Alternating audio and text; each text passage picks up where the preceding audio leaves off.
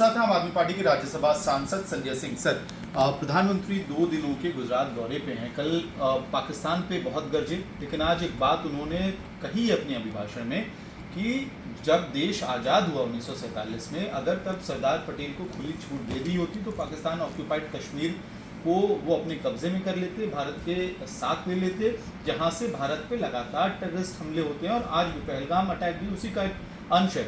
उन्होंने ये भी कहा कि जब भारत को मजबूत करना था तब उसकी भुजाएं काट दी गई। तो मुझे लगता है कि वो ऐतिहासिक भूल तो प्रधानमंत्री नरेंद्र मोदी जी ने अब कर दी। जब भारतीय सेना पीओके कब्जा कर सकती थी, बलूचिस्तान को पाकिस्तान के नक्शे से मिटा सकती थी और अलग कर सकती थी बांग्लादेश की तरह, उस वक्त आपने भारतीय सेना को रोक दिया। तो ये गुनाह और अपराध तो नरेंद्र मोदी जी के जिम्मे जाएगा। उन्होंने ये गुनाह और अपराध किया तो देश से उनको माफ़ी मांगनी चाहिए। ट्रंप के दबाव में उन्होंने व्यापार बंद करने की धमकी के नाम पर सीज फायर घोषित कर दिया। ऑपरेशन सिंदूर को लेके पूरे देश में वोट बैंक की राजनीति प्रधानमंत्री जी कर रहे हैं। मेरा विनम्रतापूर्वक उनसे 2-3 सवाल है। वो 4 खूंखार आतंकवादी कहाँ हैं जिन्होंने हमारी बहनों के सिंदूर उजाड़े? वो भारत की सीमा में 200 किलोमीटर अंदर कैसे आ गए और आए और मार के हमारे लोगों को वापस चले गए? आज तक उनको आप मार नहीं पाए और पूरे देश में आप घूम घूम के कपड़ा बदल बदल के रोज दिन रात वोट बैंक का ऑपरेशन कर रहे हैं। सिंदूर के सौदागर बन गए हैं आप। आपने आने के बाद सर्वदलीय बैठक में रहना जरूरी नहीं समझा। बिहार की चुनावी रैली आप संबोधित कर रहे हैं। आप फिल्मी सितारों को मुंबई में संबोधित कर रहे हैं। आप केरल में, आंध्र प्रदेश में उद्घाटन कर रहे हैं और आप अभी गुजरात में जाके पूरा अपना वोट बैंक का ऑपरेशन आपने शुरू कर दिया।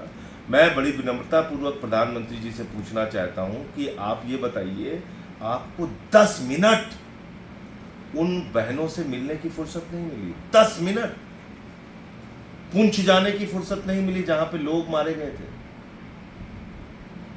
आधे घंटे का समय आप नहीं निकाल पाए उनके लिए। जितना समय आप कपड़ा बदलने में लगाते हैं दिन भर में 3-4 बार, उतना ही समय निकाल लेते कम से कम वो जो बहनों के सिंदूर उजाड़े गए थे उनसे मिलने के लिए। तो मुझे लगता है कि प्रधानमंत्री के नसों में गरम सिंदूर बह रहा है कि नहीं बह रहा है ये तो मुझे नहीं मालूम, लेकिन नौटंकी जरूर बह रही है। उनके अंग अंग में नौटंकी है। हर दिन उनको भाषण देना है, हर दिन विपक्ष को आरोपित करना है, हर दिन कुछ ना कुछ ऐसी बातें बोलना है जिससे कि वो मीडिया में, गोदी मीडिया में चर्चा में आ जाए। बस यही करना है सर, लेकिन इसमें सवाल ये उठेगा ना कि जब जिस वक्त भारत को एकजुट होना था उस वक्त इंटरनल पॉलिटिक्स फिर जो है खुल के सामने भारत तो एकजुट रहा। एक इसमें एडिशन ये है सर कि आपके ही इंडिया अलायंस के नेता हैं, शिवसेना गुट के नेता, यूबीटी के नेता संजय राउत, वो कह रहे हैं फिलहाल कि ऑपरेशन सिंदूर फेलियर था। साथ में ये भी दोहरा रहे हैं कि 4 आतंकवादी कहाँ हैं, उनको कहीं गुजरात में तो नहीं छुपा दिया। तो किस तरह की राजनीति? देखिए, ये है कि संजय रावत के कम से कम 50 बयान भारतीय सेना के पक्ष में और उनकी बहादुरी में आए होंगे। वो अगर नहीं सुनाई पड़ता मोदी जी को तो मैं नहीं जानता। सर्वदलीय बैठक में मेरे साथ संजय रावत जी मौजूद थे और खुलेआम उन्होंने कहा कि आप उन आतंकवादियों को मारिए, और यहाँ तक कहा कि जिन्होंने हमारे बहनों के सिंदूर, मैं उस मीटिंग में था, जिन्होंने हमारे बहनों के सिंदूर उजाड़े उन आतंकवादियों को पकड़ के इंडिया गेट पे लाइए, यहाँ फांसी दीजिए। ये बात कही थी उन्होंने। तो इसलिए किसी की देशभक्ति पे तुरंत सवाल उठा देना जो एक बीजेपी का चलन रहा है वो ठीक नहीं है। हम सब लोग देशभक्त हैं। इस देश के 140 करोड़ लोग देशभक्त हैं। कुछ भाजपाई हैं जो समय समय पे नफरत की भाषा बोलते हैं। और जहाँ तक सवाल ऑपरेशन सिंदूर का है, भारतीय सेना के गौरव और बहादुरी और पराक्रम का है, सब ने उनको शीश झुका के नमन किया। लेकिन प्रधानमंत्री ने जिस वक्त सीज फायर डिक्लेयर किया, वो जरूर उससे पूरा देश हैरान है, अचंभित है, और पीओके वापस लेने का जो मौका था वो प्रधानमंत्री ने गंवा दिया। जो बलूचिस्तान को अलग करने का मौका था वो प्रधानमंत्री ने गंवा दिया। ये सवाल तो पूछा जाएगा कि 200 किलोमीटर अंदर वो आतंकवादी कैसे आ गए और वापस कैसे चले गए। और ये भी सवाल पूछा जाएगा कि भैया, आप इतनी रैली पूरे देश में घूम घूम के कर रहे हैं, आपको क्या आधे घंटे की भी फुर्सत उन बहनों से मिलने के लिए नहीं मिली? ठीक। पुंछ जाने की नहीं मिली? जी। लोगों का दुख बांटने की नहीं मिली?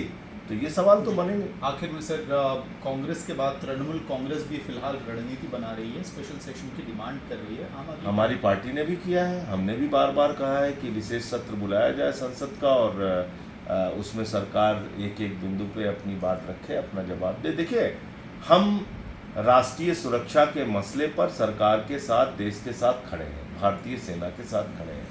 लेकिन अगर आप राष्ट्रीय सुरक्षा के साथ खिलवाड़ करेंगे, हमारी संप्रभुता और सम्मान के साथ खिलवाड़ करेंगे, तो निश्चित रूप से आपसे सवाल पूछा जाएगा। आप कोई सवालों से ऊपर नहीं है, आप कोई भगवान नहीं है, आप इस देश की जनता के चुने हुए प्रतिनिधि हैं और जनता की ओर से उनके मन में जो सवाल उठ रहे हैं वो पूछना हमारा हक और दायित्व है। ठीक है, बात करने के लिए बहुत बहुत धन्यवाद। तो